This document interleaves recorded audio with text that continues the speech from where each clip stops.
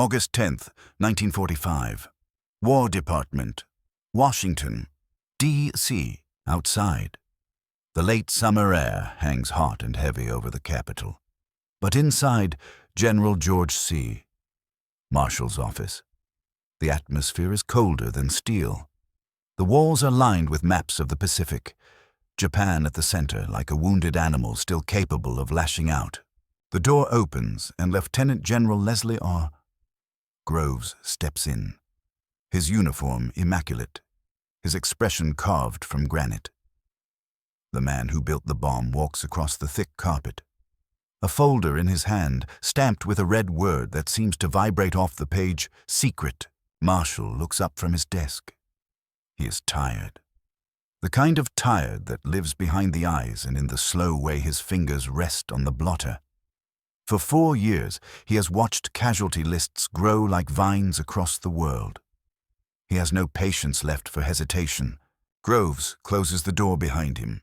If they don't surrender, he asks, without preamble. The question hangs in the room like smoke. No one has to say who they are. Japan has not yet answered Hiroshima. Nagasaki has only just burned. The War Department is waiting for Tokyo to either bow its head or force the Allies to keep cutting. Marshal gestures to a chair. Sit, Leslie. Tell me what you have. If you were in that office, you would see Groves settle heavily into the leather seat, the folder on his knees. You would notice the beads of sweat at his temple that do not come from the August heat. You might hear the faint ticking of a wall clock counting off seconds that, in a different universe, belong to hundreds of thousands of people who do not yet know their fate. We can continue, Groves says quietly, if necessary. He opens the folder. Inside is not just paper.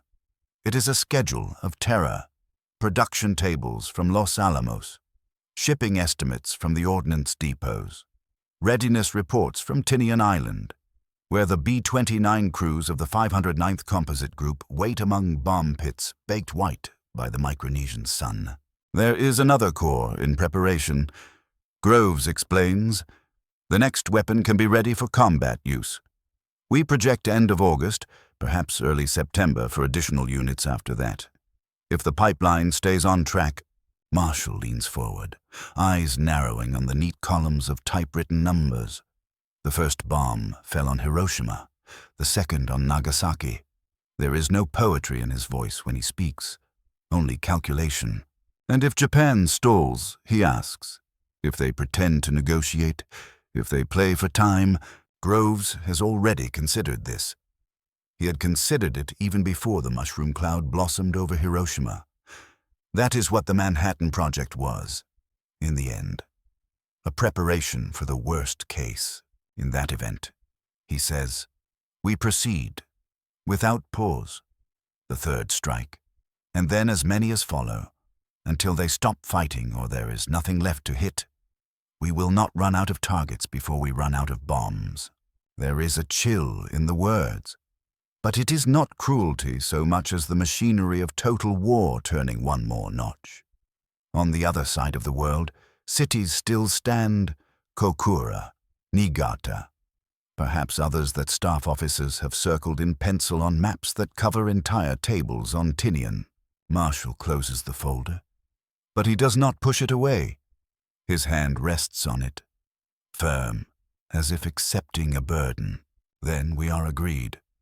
He says, if there is hesitation, if surrender is delayed or uncertain, we prepare to continue nuclear strikes at once. No pause for them to regain their breath. It is not a dramatic moment. There are no raised voices, no slammed fists. Yet something enormous shifts in that quiet office.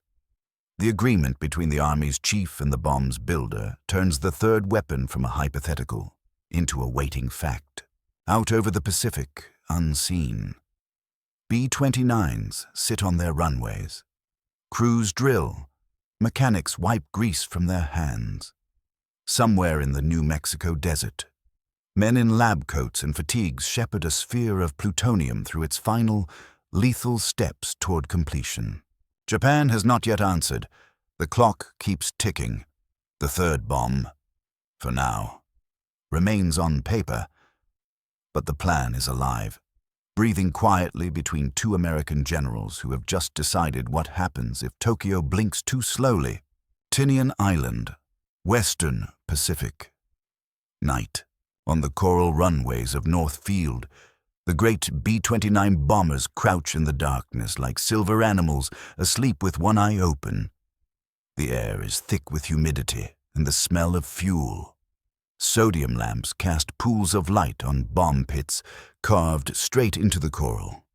The same pits where two weapons that changed the world have already been hoisted into waiting bomb bays. Now the pits gape empty, but no one on Tinian believes they will stay that way for long. In a low operations hut, lit by bare bulbs and blue cigarette smoke, officers of the 509th Composite Group lean over a table. Maps of Japan cover the surface, cities ringed in pencil. Some already zed out in red grease pencil where Hiroshima and Nagasaki once stood.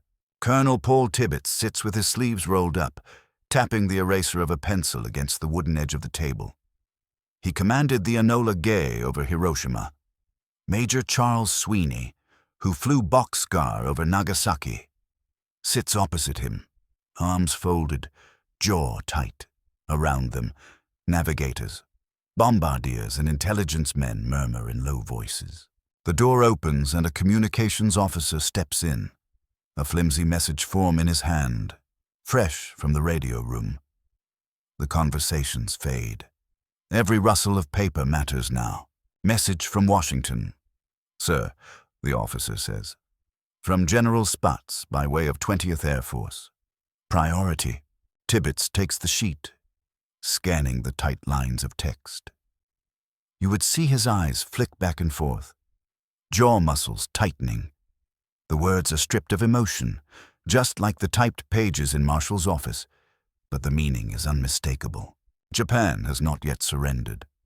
Negotiations are rumored, intercepted, half understood. There is talk of intermediaries, of conditions, of the emperor. Nothing that a bomber crew can hold in their hands. Spatz relays what has come down from the top. The Atomic Mission Organization is to remain at full readiness. Additional special weapons may be employed as directed. No standing down. No assumption that two will be enough. Tibbets looks up at his men. They are keeping us hot, he says quietly.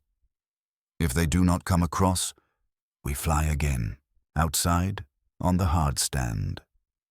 Crew chiefs crouch under the wings of their aircraft, lamps strapped to their foreheads as they inspect tires, control surfaces, engine cowlings. To them, it is routine. You walk around your ship, you touch the metal, you listen for any whisper of trouble. But tonight, the routine has a new edge. They have heard the rumors. A third one is coming, maybe more, on another part of the island. In a secured area ringed with guards, a team of ordnance specialists and scientists nurse crates that have traveled across an ocean under guard. Inside rests the heart of what Groves described in Washington. Shaped metal components carefully packed in straw and foam. Initiators and lenses. Pieces of a device that, when assembled, will be the third atomic bomb. The men speak in low, cautious voices. They talk of schedules, of when the next core will arrive, of how quickly they can turn the parts in the crates into a finished weapon once the order comes. Los Alamos says the next unit is nearly ready, one of them murmurs. Reading from a ciphered message that has been decoded and retyped, if the pipeline holds, we can assemble here in a matter of days once it is shipped. Back in Washington, Groves' cables move across desks, into Marshall's hands, out to the Pacific Theater. Each message tightens the thread that runs from the New Mexico desert to the coral of Tinian and up into the sky over Japan.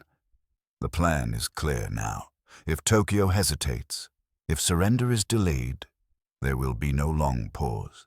On Tinian, you could stand on the edge of a bomb pit and look up. You would see the stars above, sharp and bright, the Milky Way smudged across the tropical night.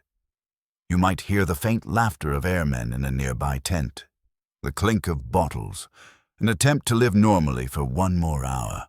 They do not know the exact date. They do not know the target, but they know the mission profile. High-altitude approach. Bomb run across a city whose name has already been circled. Turn, then run for home, hoping the shockwave does not reach up to swat them from the sky. Across the Pacific, Japan bleeds and argues with itself in dimly lit conference rooms. On Tinian, men wait beside empty pits. While in Washington, two generals have agreed that hesitation will be answered not with patience, but with another sun blooming over another city. August 11th, 1945, Tokyo. The air in the underground war room is stale and warm, heavy with the smell of sweat and tobacco. Maps of the home islands hang on the walls, cities marked with black patches where firebombs have already done their work. Hiroshima and Nagasaki are different. Their names are ringed, annotated in hurried handwriting. Reports from those cities do not describe ordinary destruction. They describe something else. At the long table, members of the Supreme Council for the Direction of the War sit like carved figures. Foreign Minister Shigenori Togo, Army Minister Korichika Anami, Admiral Toyoda, and the others argue in tense, choked phrases. Above all of them, in a separate, quiet place, is the Emperor, waiting on their council. You can feel the split in the room. On one side, those who know the war is lost and see in Hiroshima and Nagasaki a final, terrible proof. On the other, men who still speak of one last decisive battle, of bleeding the Americans so badly in an invasion that better terms might be forced. The atomic bombs are a new kind of threat, Togo says, voice rough from long hours. If they can do this twice, they can do it again. We cannot assume they will stop at 2. Every day we delay risks another city vanishing. Across from him, Anami's expression is rigid. The army has staked its honor on resistance. They may not have more. One of his allies counters. It may be a bluff to force us into total surrender. If we accept their terms as written, we lose the Kokutai. The Emperor's position is not clearly guaranteed. Silence follows that word. Emperor. It has kept Japan fighting long after her factories burned and her fleets rusted on the seabed. Outside, the ruins of Tokyo smolder. Food is scarce. Civilians sleep in train stations and the remnants of school buildings. Somewhere, a young boy picks through rubble for anything that can be traded, unaware that in Washington, 2 American generals have already signed off on the possibility of a third bomb that might fall on another city just like his. Interception units of the Imperial Communications Service pass messages through, some from their own stations, some from neutral embassies. Reports reach the Council from Switzerland, from Sweden, from Moscow. The Americans will accept the Potsdam Declaration on the single condition that the Emperor remain as a figurehead, subject to the Supreme Commander of the Allied powers. It is not enough for some. It is too much for others. The room circles the same arguments, again and again. Each loop adds hours. Each hour is one more step toward a decision point in Washington and on Tinian Island, far away, in a secure signals office in the United States. American intelligence officers bend over decoded Japanese messages, magic intercepts, diplomatic cables that reveal Tokyo's agonized search for a way to end the war without total humiliation. Marshall sees summaries of these intercepts. So does Groves. They read that Japan is hesitating, that there is motion toward surrender, but also resistance. Hardliners in the Army and Navy cling to the idea that the United States has used its only 2 bombs. Groves knows better. He has cables from Los Alamos with timelines and production estimates. He forwards them with crisp covers to Marshall. Our capability to continue special attacks is real and imminent. One memorandum states in stark language, if hostilities persist, additional weapons can be made available for operational use at short intervals. Marshall digests that along with the intelligence estimates of Japanese casualties from continued bombing and blockade, and the projected American losses in an invasion of Kyushu. Operation Olympic sits on his desk as a thick file full of maps and landing tables. The figures for expected casualties are as heavy as bricks. In Tokyo, another night passes in arguments. Togo pushes for acceptance of the Allied reply. Anami pushes back, demanding a clearer guarantee for the Emperor and perhaps a chance to fight one last battle on the beaches. The Emperor waits for them to resolve it and bring him a united recommendation. They do not. The Council deadlocks. The war, for a few more hours, hangs without a clear path. In that delay, in those circling words, the shadow of the third bomb lengthens. August 12th, 1945. Washington, D.C. Rain taps softly against the windows of the Pentagon, turning the Potomac into a dull sheet of pewter. Inside, fluorescent lights burn steady over rows of desks, teletypes, and message racks. The war has become paper and signals, moving across oceans faster than ships or men. In a secure communications room, a clerk tears a fresh strip from a teletype and hurries down the corridor, heels clicking. The flimsy sheet bears a classification stamp and a line of origin Los Alamos. It arrives in the office of Lieutenant General Leslie Groves with a soft knock on the door. Groves is already awake in more ways than one. His desk is cluttered with cables, laboratory reports, and flight schedules. He takes the strip, reads it once, then again. The core is nearly ready. The next special weapon is passing through its final checks. Shipping arrangements to Tinian can be made on short notice. He exhales slowly. The third bomb is no longer a distant possibility. It is a set of dates and movements. It is train cars and guarded naval transports, crates labeled with false contents, and men who know what is really inside. He reaches for the phone. "Get me General Marshall," Groves says. "Priority." Minutes later, his voice carries across to the Army Chief of Staff in the War Department building. Marshall listens with the receiver pressed close, glasses low on his nose, a pencil in his hand. "So your people confirm it," Marshall says. "We can continue, not theoretically, but in fact, yes." "Sir," Groves replies, "if Japan does not surrender, we can have another weapon in theater within the month. Possibly sooner if all stages move smoothly. And more after that, at regular intervals. The pipeline is open now." Marshall looks at the calendar on his desk. Red circles mark projected dates for invasion rehearsals, for mobilization phases, for shipping convoys. Another bomb in late August or early September fits like an ugly piece into that larger puzzle. Then the decision is this, Marshall says. Do we wait on negotiations that may be deliberately delayed by their militarists, or do we make clear that if they hesitate, we resume special attacks without interruption? He taps the pencil once, then begins to draft instructions. While he writes, other cables cross his desk. Intercepts summarizing Tokyo's debates, situation reports from MacArthur and Nimitz, casualty figures from Okinawa that still make seasoned officers flinch. Reports from Tinian confirm that the 509th remains on alert. Crews are rested, aircraft maintained, procedures practiced. Later that day, a message leaves Washington for the Pacific. Its language is careful, almost dry. It instructs commanders to maintain readiness for further special missions. It notes that additional weapons may be made available and that no assumption should be made that only two exist. On Tinian, Colonel Tibbets receives the essence of that message in a briefing. Gentlemen, he tells his senior officers around the operations table, Washington is not standing us down. Until Japan clearly accepts the terms, we are to act as if another mission will be ordered.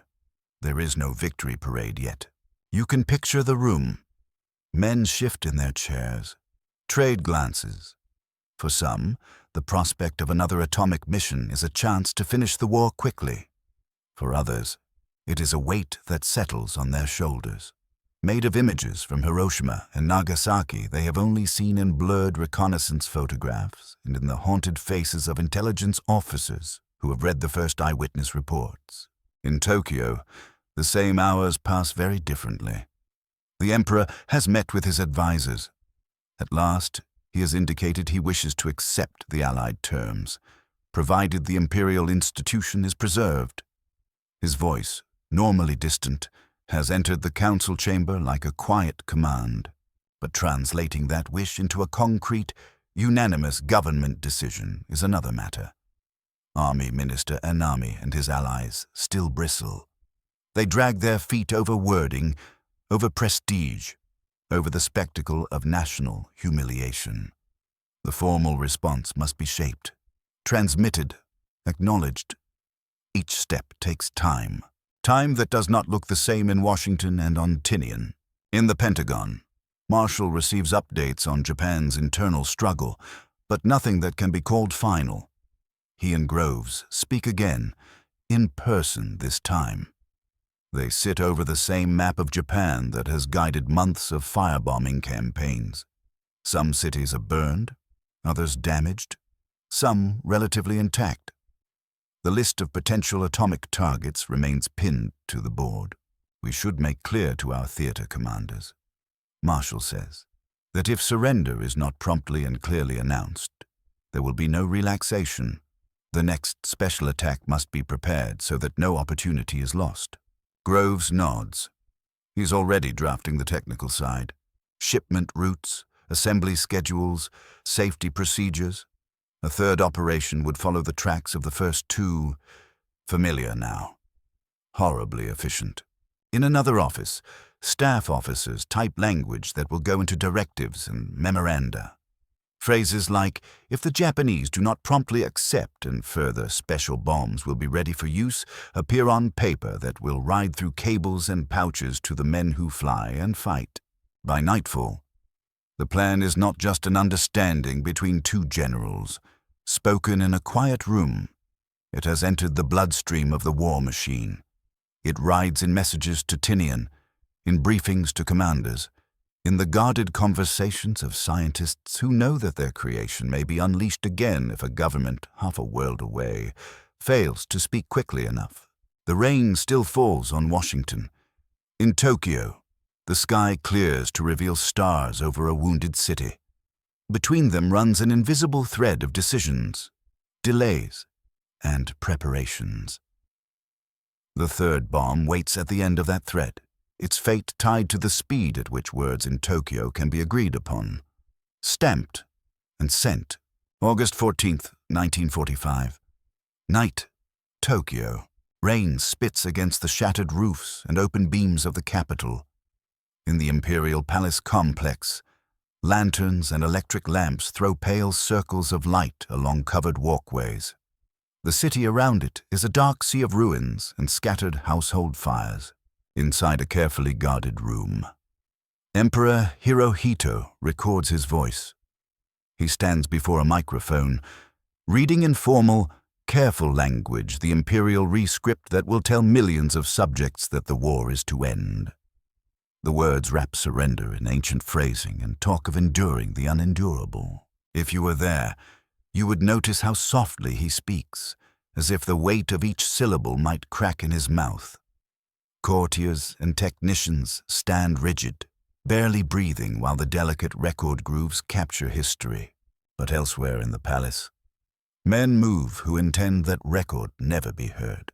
Young officers of the War Ministry, inflamed with talk of honor and final battle, have put a desperate plan into motion.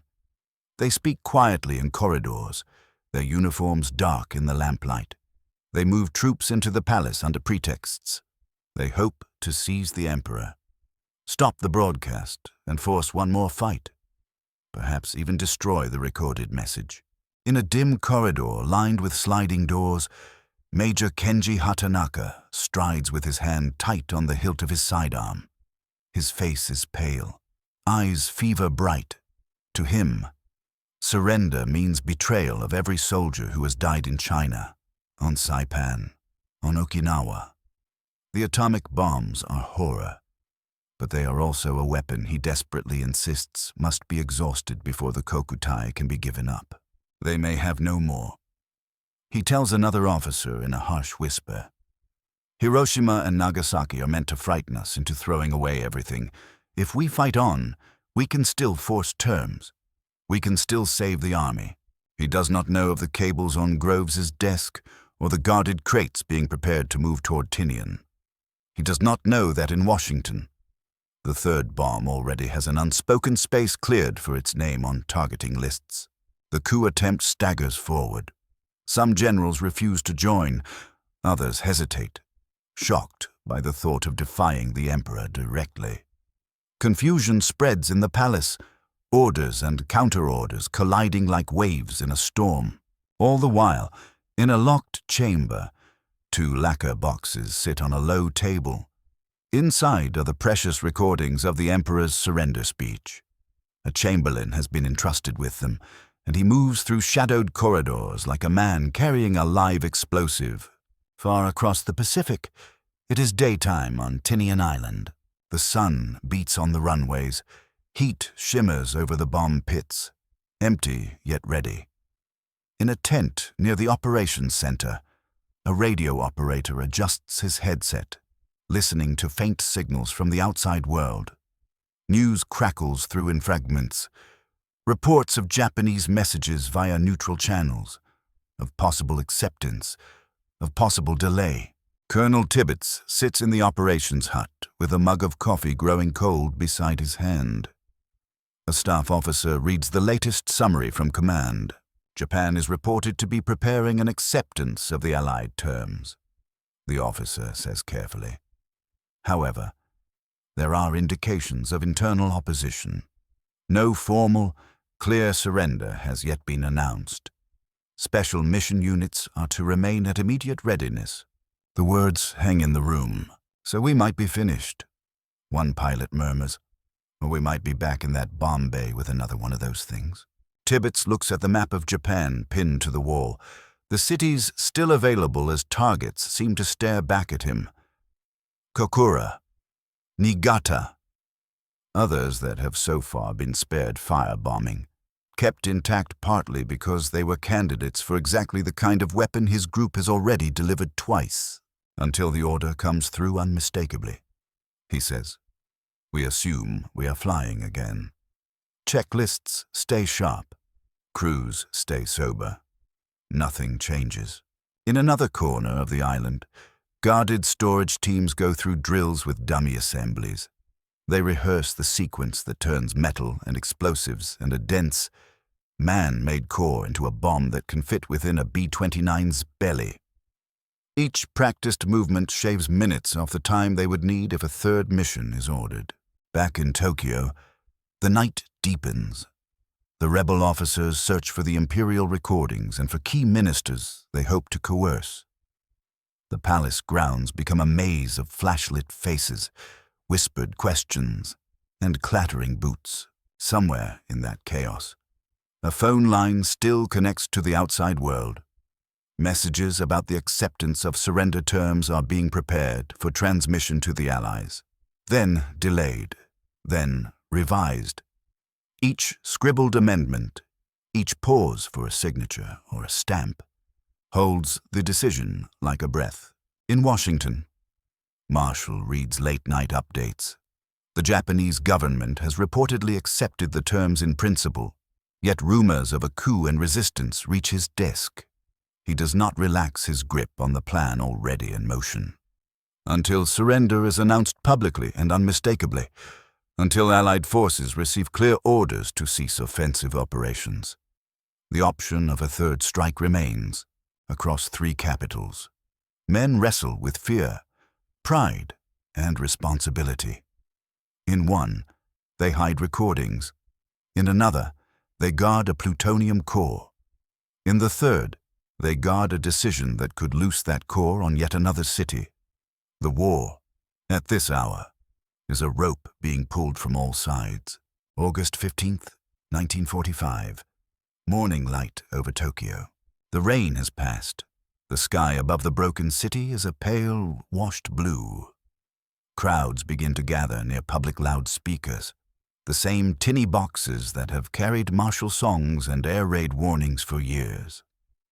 Today, there is only an odd, tense silence. In the palace, the lacquer boxes are opened with careful hands.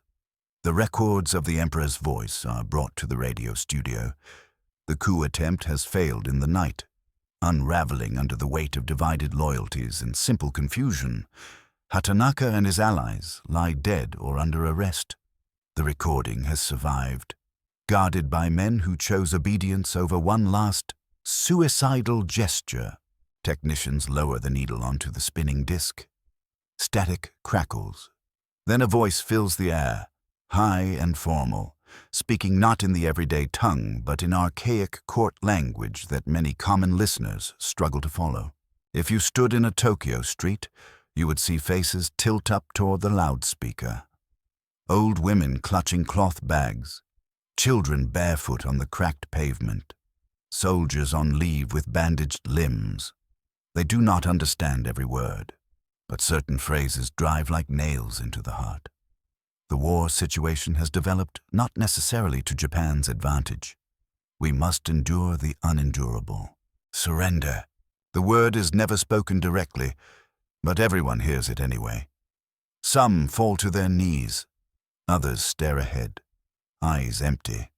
A few weep, soundless. Somewhere, a young man in a tattered uniform smashes his fist into a wall until his knuckles bleed. Far away, in the Pacific, the broadcast rides the air to Allied listening posts. Intercept stations record it. Translators lean over headphones, scribbling furiously. Within minutes, the essence of the Emperor's speech moves up the chain of command on Tinian Island. The operations hut of the 509th Composite Group is already hot by mid-morning. Colonel Tibbets has just finished a briefing on readiness when a sergeant rushes in with a sheet of paper, his face bright with something that looks almost like shock. "Sir, message from Guam. High priority. Japanese Emperor has broadcast acceptance of Allied terms. Repeat, broadcast acceptance. They are calling it official." The room goes silent. Someone lets out a breath they did not know they were holding. "Read it," Tibbets says. The sergeant does. Words about unconditional surrender, about instructions forthcoming, about a stand-down pending confirmation from higher headquarters. At the end of the message is a line that lands in every mind present. All special mission preparations are to be suspended pending further orders. In the guarded storage area, men who have spent days rehearsing assembly steps pause over crates. Instructions follow quickly. Components are to remain secured. No further work toward operational readiness is to continue until new directives are issued. The invisible clock that had been ticking toward a third mission stops with a simple, bureaucratic phrase. In Washington, General Marshall receives the translation of the Emperor's broadcast in his office. The room is the same as it was when he and Groves weighed the possibility of continued atomic strikes. The maps are the same. The man behind the desk is the same, but his eyes now carry something different. Not relief exactly. Not yet. But the sense that a door has finally begun to close. Groves arrives moments later, summoned by a quick call. He stands as Marshall reads aloud the key passages. "That is it," Marshall says softly when he finishes. "Public, unmistakable. No more doubt that they have accepted." For a moment, neither man speaks. The third bomb exists as firmly as ever in the schedules and laboratories, but its path has been cut short in a single morning. "We will issue orders to halt further special attacks." Marshall decides. The option remains for the future, if ever needed. But for this war, they will not be required. Inform your people that readiness for immediate use is no longer necessary. Groves nods once. There is no triumph in his expression, only a complex mix of professional pride and something darker at the edges.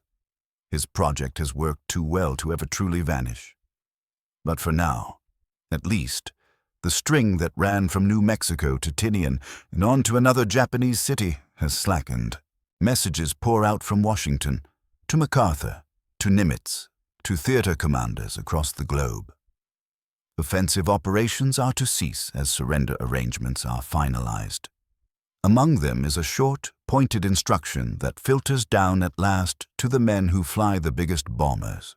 No further atomic bombing missions will be undertaken without direct authorization at the highest level. All preparations for immediate employment are to be discontinued. On Tinian, word spreads faster than any official order. You can see airmen standing in the shade of their aircraft, cigarettes in hand, listening to a portable radio that hisses and crackles with news of the Emperor's speech. Some cheer, others simply sit down slowly on the coral ground, letting the thought sink in that they will not be asked to drop another sun on another city. In Tokyo, the day grows hotter. The war has ended not with a final battle, but with a voice on the radio and the quiet decision of leaders in rooms the public will never see. In Washington, two generals who had agreed to continue nuclear strikes without delay if Japan hesitated now begin to unwind the plans they had so carefully spun. The third bomb never flies.